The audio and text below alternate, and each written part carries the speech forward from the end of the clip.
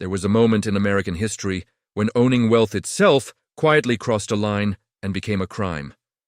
Not because people stole it, not because they cheated anyone, but because the government decided that, for the good of the system, private savings had to be sacrificed. One signature, one document. And suddenly, ordinary shopkeepers, farmers, lawyers, war veterans, anyone who had saved in gold, woke up as potential criminals. Most people today shrug and say, "That was the past. That could never happen again." But the signals that appeared before that moment are flashing again. Only this time, the stage isn't just America. It's the entire global monetary order. The turning point has a date, April 5th, 1933. Across the United States, envelopes arrive at banks, post offices, and federal offices. Clerks slit them open and pull out a few ordinary-looking sheets stamped with the presidential seal. The document is called Executive Order 6102, signed by President Franklin Delano Roosevelt. The language is bureaucratic, almost dry, but beneath the technical phrasing is a radical command. Every person in the United States is required to deliver all gold coin, gold bullion, and gold certificates to a Federal Reserve Bank or member bank on or before May 1st, 1933. From the moment that order is issued, Americans have just 26 days to comply. You walk into a bank with your gold, they weigh it, they record it, and the government pays you $20.67 per ounce. That's not a negotiation. That's the fixed price. If you refuse, you're not just stubborn, you're a lawbreaker. The penalty is up to 10 years in prison and a $10,000 fine, roughly the equivalent of $230,000 today. Overnight, the metal that had defined money for thousands of years is treated like contraband. Gold, which had been the ultimate symbol of savings and independence, becomes something you can go to prison for owning. Technically, there are exceptions. The order allows you to keep up to $100 in gold coins, about 5 ounces, plus gold used in industry, the arts or professions, and rare and unusual coins with special value to collectors. On paper, it sounds like a reasonable carve-out. In reality, it's a class filter. Wealthy collectors with rare numismatic coins suddenly have a legal shield. Ordinary citizens with common gold coins and simple bars do not. Their savings, wages stored in metal, retirement hoards, family heirlooms, are all swept into the same category: gold that must be surrendered. The American government is effectively confiscating the real money savings of its own citizens, and it is doing so not at gunpoint in alleys, but through the polished language of law and emergency. And that's only the first half of the story. The part that rarely makes it into school textbooks is what happens 9 months later, after the deadlines have passed. After most of the population, terrified of fines and prison, has complied.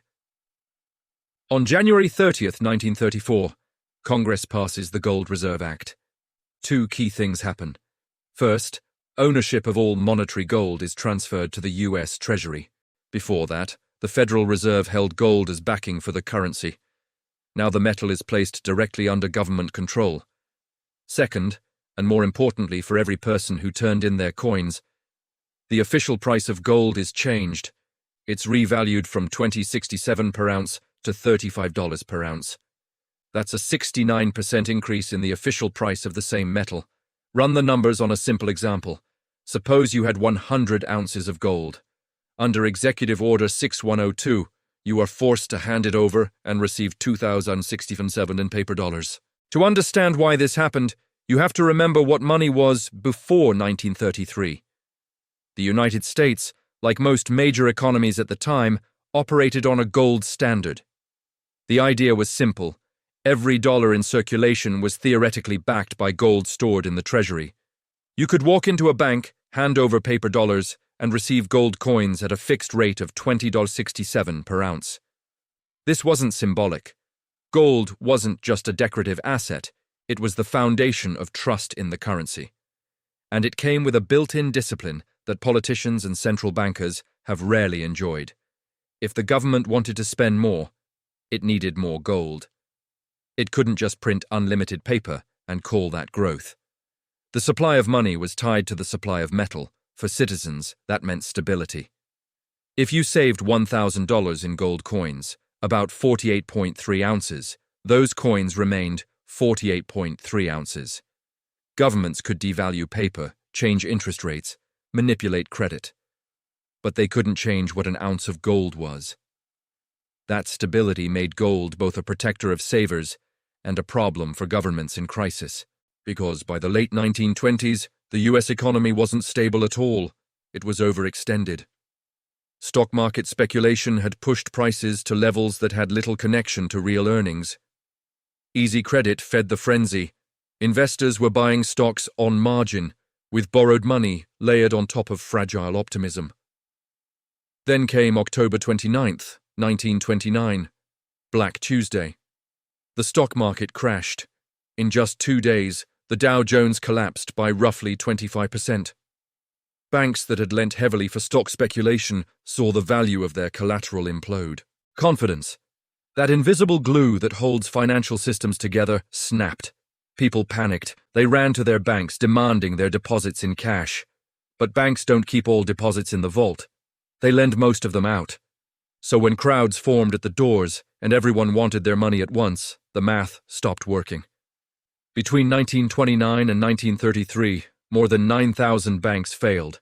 Around 40% of all banks in the United States simply disappeared. Depositors didn't just lose potential profits, they lost life savings.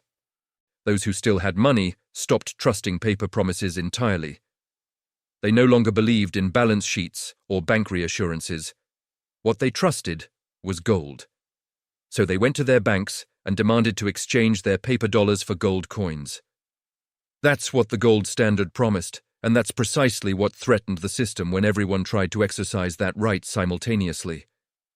From the government's point of view, a nightmare equation was forming. Gold was flowing out of the treasury. Dollars were being redeemed and pulled out of circulation. If everyone succeeded in turning paper into metal, there would be no gold left to back the remaining dollars. Without gold backing, the dollar's credibility would collapse. Without a credible dollar, the banking system, and with it, the economy, would disintegrate. The Federal Reserve, still a young institution created in 1913, tried the textbook defense. It raised interest rates to strengthen the currency and slow the outflow of gold. Higher rates were meant to attract capital and signal discipline. In practice, they strangled an already collapsing economy. Businesses couldn't borrow. Investment stalled. Unemployment surged to around 25%. By March 1933, when Franklin Roosevelt took office, the situation was desperate. Banks were failing in waves. Gold was leaving the country as wealthy Americans shipped it overseas, fearing exactly the kind of seizure that would soon arrive. Roosevelt faced a brutal choice. He could allow the gold standard to operate fully, which would mean accepting deep austerity, balanced budgets, and brutal short-term pain, but preserving the integrity of the dollar's link to gold. Or he could break that link, seize the gold that constrained him, and gain the power to print and spend without metal limits. He chose the second option. On March 6, 1933, just 2 days after his inauguration, Roosevelt declared a national banking holiday. Every bank in America was ordered closed. For 4 days, Americans had no access to their deposits. They couldn't withdraw cash, they couldn't transfer funds, they couldn't convert paper to gold. The financial system was put into a forced coma. 3 days later, on March 9th, Congress passed the Emergency Banking Act, granting the president sweeping authority over banking transactions and foreign exchange. In modern terms, it was like flipping a master control switch over the financial system. Less than a month later, on April 5th, comes Executive Order 6102, the command to surrender gold. Did people obey? Official records say yes, at least partly. The Treasury reported that 21.9% of gold held privately was turned in, over 300 metric tons of metal. But that figure only covers what was officially declared. Off the books, a different pattern emerged. Some people hid gold in walls, under floorboards, or buried on family land. Some shipped it quietly to foreign banks. Wealthier collectors reclassified their coins as rare to fit through the numismatic loophole. Yet despite this resistance, fear did its work. For the average person, the risk of a decade in prison and financial ruin was too much. most complied. They walked into a bank holding real money, gold, and walked out holding paper IOUs that the government could inflate at will. 9 months later, the value of the gold they surrendered was officially marked 69% higher. The profit did not flow back to them. It flowed to the state. From there, the mechanism is straightforward. By revaluing gold from $20.67 to $35 per ounce, the government increased the theoretical money supply it could create against its gold holdings by 69% without mining a single additional ounce. Before revaluation, 1 million ounces of gold could back $20.67 million in currency. After revaluation, the same million ounces could justify $35 million. That expanded capacity to issue currency then financed New Deal programs and, later, an enormous wartime expansion. At the same time, ordinary Americans were barred from owning the one asset that would have protected them from the inflation that followed. From 1933 to 1974, 41 years, gold ownership for Americans was effectively illegal. You could hold stocks, bonds, real estate, and paper dollars, but not the metal that had served as money for millennia. The sequence is clear. Confiscate the gold, reprice it higher, print against the new valuation. Allow inflation to erode the value of paper, and keep citizens locked inside that paper system by making the alternative illegal. It wasn't just economic policy. It was a playbook for control.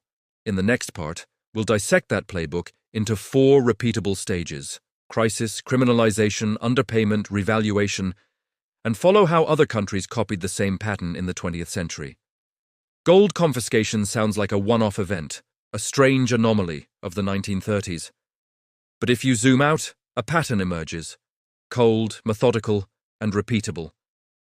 What happened in the United States in 1933 is not just a story about one executive order. It is a blueprint with 4 stages that show up again and again wherever governments face monetary crisis, a need to choose between honesty and control. Roosevelt's America simply wrote one of the clearest versions of that script.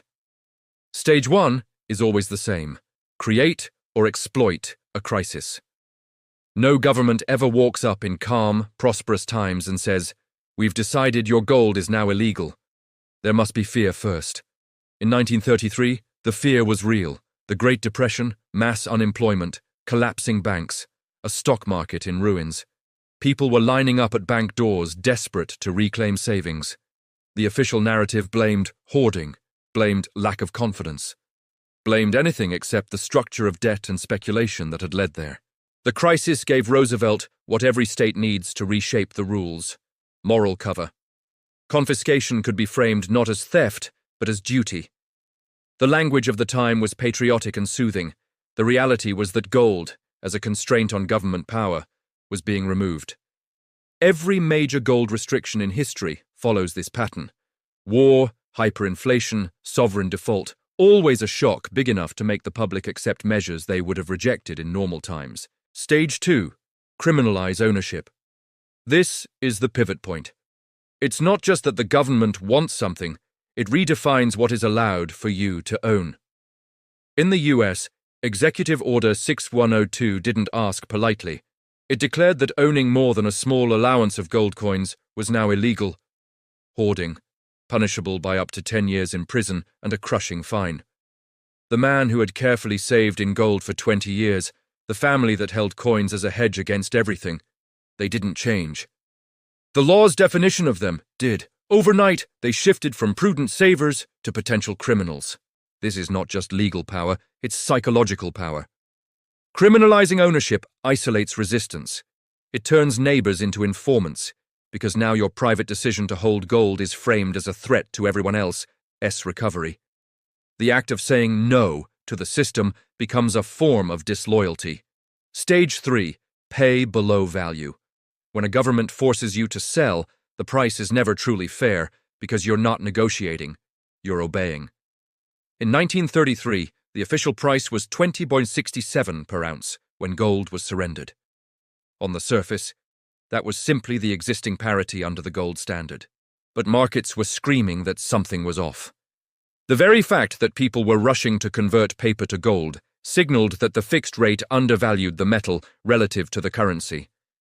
Wealthy Americans who moved their gold abroad before confiscation knew this intuitively. They didn't trust that the forced price would be the true price for long. And they were right. When gold was later revalued to $35 an ounce, the hidden discount became visible in hindsight. Citizens had been forced to sell at a rate that effectively gave the state a built-in profit. That's the core of Stage 3. The government pretends the price it sets is neutral, but it knows it's buying low before announcing the new high. Stage 4. Revalue and profit. This is the quiet climax. Once the gold is in government vaults and citizens are locked out by law, the state finally does what it intended all along. It reprices the asset. The Gold Reserve Act of January 1934 took gold from $20.67 to $35 per ounce, a 69% increase. Citizens who had turned in their gold saw none of that upside. The gain accrued entirely to the government's balance sheet, and the move had a double effect. First, it was a direct wealth transfer.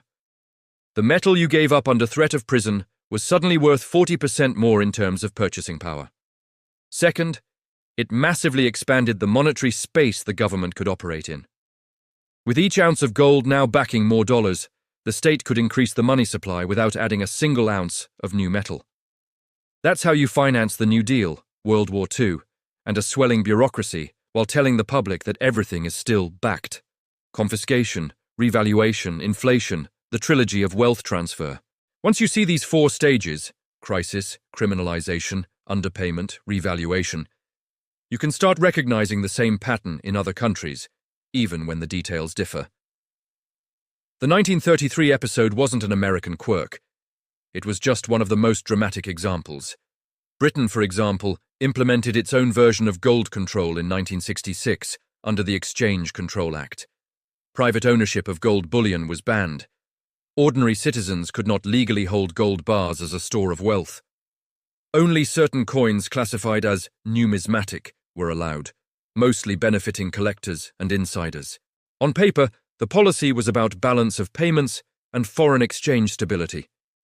In practice, it cut ordinary Britons off from one of the oldest hedges against currency weakness, while the pound sterling was quietly devalued over the late 1960s.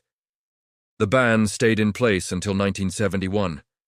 5 years may sound short compared to America's 41-year prohibition, but during a period of monetary stress, 5 years is long enough to reshape who preserves wealth and who loses it.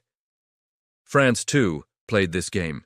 Throughout the 20th century, the French state alternated between discouraging and restricting gold hoarding, especially after World War I and again in the 1930s and 1940s.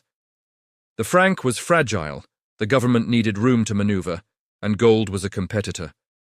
Authorities ran campaigns against hoarders, portrayed them as unpatriotic, and at times clamped down on private gold buying. The message was clear. When the national currency is in trouble, your desire to protect yourself becomes a political problem. Germany under the Nazis took it to an even darker place. Gold was not just a monetary asset, it became a tool of plunder. The regime confiscated gold from Jews and political enemies, from occupied territories, from central banks. The Reichsbank absorbed gold under the banner of national security and wartime necessity. This wasn't a clean, legalistic confiscation like in Roosevelt's America. It was part of a broader machinery of theft and extermination. But the underlying logic was similar. Centralize the real assets, strip vulnerable populations of independent wealth, and use the metal to sustain a war economy and prop up a manipulated currency. The Soviet Union, after the Bolshevik Revolution, chose an even more absolute approach. Private gold ownership was simply banned. All gold belonged to the state. There was no pretense of fair price or compensation. In a centrally planned system, money itself was an instrument of control, and letting citizens hold an asset outside that framework was unthinkable. Gold flowed into state hands. Everyone else was expected to live entirely within the ruble-based system the regime controlled. Even in countries that seem calmer, the pattern appears. Australia restricted private gold ownership between 1959 and 1976 under the Banking Act. Citizens needed permission from the Reserve Bank, to own more than a small amount of gold, and in many cases were required to sell additional holdings to the government. Again, the justification was macroeconomic management, balance of payments, currency stability. But the effect was familiar. It limited the ability of ordinary people to escape monetary policy decisions by sheltering in metal. Italy, Japan, and other nations at various times imposed taxes, reporting rules, or outright restrictions on gold movement and ownership. Whether through bans, taxes, or capital controls, the message was the same. When the currency is under pressure, the state doesn't like competition from something it can't print. One of the most telling aspects of these policies is how long they last. Governments rarely give back power quickly. In the United States, the ban on private gold ownership endured from 1933 until December 31, 1974. 41 years. That's not an emergency measure, that's a generational reset. Britain's bullion ban lasted 5 years. Australia's restrictions lasted about 17. These aren't temporary patches. They are extended regimes that reshape how entire populations think about saving. Once gold is pushed out of legal, mainstream ownership, people grow up believing that real saving means holding government bonds, bank deposits, and domestic currency. By the time the rules are relaxed, the habit of dependency is already formed. The US case has an especially revealing ending. In 1971, President Richard Nixon closed the gold window, ending the convertibility of dollars to gold for foreign governments. This was not about ordinary citizens. They had already been locked out for decades. It was about severing the last tie between the dollar and metal at the international level. From that moment on, the dollar became pure fiat, money by decree, backed by confidence and military power, rather than gold bars in a vault. 3 years later, in 1974, President Gerald Ford signed legislation making it legal again for Americans to own gold. Why then? Because at that point, gold no longer threatened the dollar in the same way. The currency had already been fully detached from metal. Letting citizens buy and hold gold again didn't put the system at direct risk, because the dollar was no longer promised to pay gold. It was just the unit in which all debts, taxes, and wages were denominated. In other words, once the government no longer needed gold as the spine of its monetary system, it could afford to relax and let people own it again.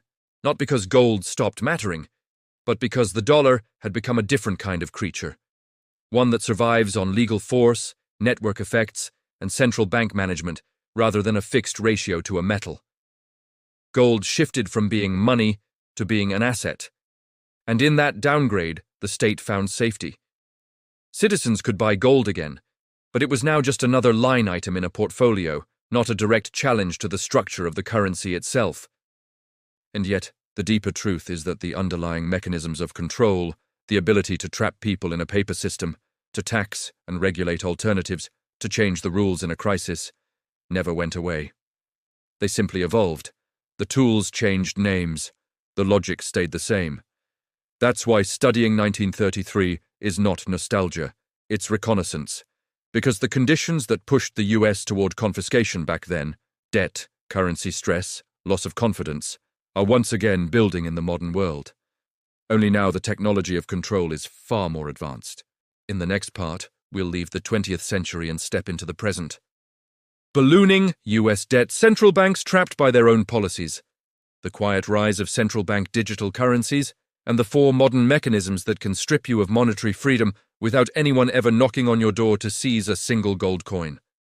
If 1933 was about chains and vaults and physical gold, today's version is quieter and far more sophisticated. Back then, the state needed to physically take metal from your hands to regain control over money. Now, in a world of screens and databases, it doesn't need to touch a single coin to achieve the same effect. The conditions that once drove Roosevelt to confiscation are back, only scaled up and wired into a global system. The US government carries more than $36 trillion in debt. Annual deficits run in the trillions. The Federal Reserve has expanded its balance sheet by tens of trillions since leaving gold completely in 1971. The dollar has lost the overwhelming majority of its purchasing power compared to a century ago. These aren't random numbers. They are the kind of structural imbalances that used to end in currency resets. In 1933, The reset tool was gold confiscation and revaluation.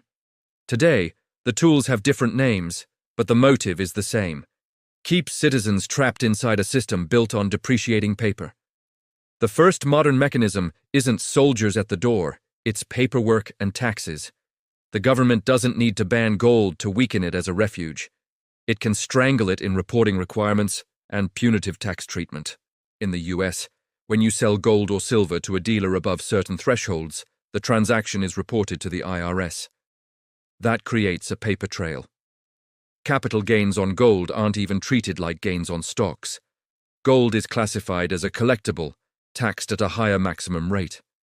If authorities want to discourage people from using gold as a serious store of wealth, they don't have to outlaw it. They can raise the tax rate, extend reporting to every purchase, or even add annual wealth taxes on holdings. On paper, you remain free to own gold. In practice, it becomes so expensive, so surveilled, and so entangled with the tax system that most people give up. Your metal stays technically yours, but the net benefit of holding it erodes. The second modern mechanism is the bail-in and the invisible cage of the banking system. In 1933, part of the motive for confiscating gold was to force people to hold and trust dollars in banks instead of fleeing into hard assets. Today, there is a different but related tool. When a major bank fails, it no longer has to be saved entirely by taxpayers. It can legally recapitalize itself using depositor funds. That's what a bail-in is. Instead of money flowing from the state into a broken bank, money flows from your account to its balance sheet. This isn't a conspiracy theory. It's written into the resolution frameworks of the US, the EU, and other advanced economies. It already happened in Cyprus in 2013, where depositors with large balances saw 40 to 60% of their savings vanish to plug banking holes. If your wealth is stuck in a failing institution, you don't need anyone to confiscate your gold. You simply never get the chance to buy it. The system doesn't seize your metal. It keeps you trapped in digital claims that can be shaved down overnight in the name of stability. The third and most powerful mechanism is the rise of central bank digital currencies, CBDCs. These are not just digital dollars. We already have digital dollars in bank accounts and payment apps. A CBDC is money issued directly by the central bank, programmable at the code level. Instead of holding an account at a commercial bank, you could end up holding one at the Federal Reserve itself. Every transaction would be visible in real time. Every unit of currency could be tagged, tracked, limited. The government wouldn't need to say, gold is illegal. It could simply program your money so that it cannot settle a transaction at a bullion dealer or automatically applies a 90% tax on gold purchases the moment you attempt one. Expiry dates, negative interest rates, spending categories, these become lines of code rather than laws debated in Congress. With CBDCs, the state doesn't have to touch your gold. It just ensures that the digital air you breathe, the money you need to buy anything, refuses to interact with it. Gold becomes structurally inaccessible, not because you don't want it, but because your money is programmed not to cooperate. The fourth mechanism is as old as crisis itself: capital controls. When a financial system comes under severe stress, currency crash, sovereign default, banking panic, governments reach for controls that limit how money moves, limits on withdrawing cash, limits on sending funds abroad, limits on converting into other currencies or into specific assets. We've seen this in Argentina, in Greece, and in various emerging markets facing currency collapse.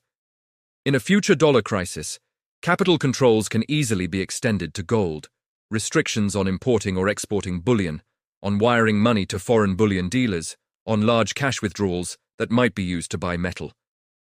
Formally, gold might remain legal.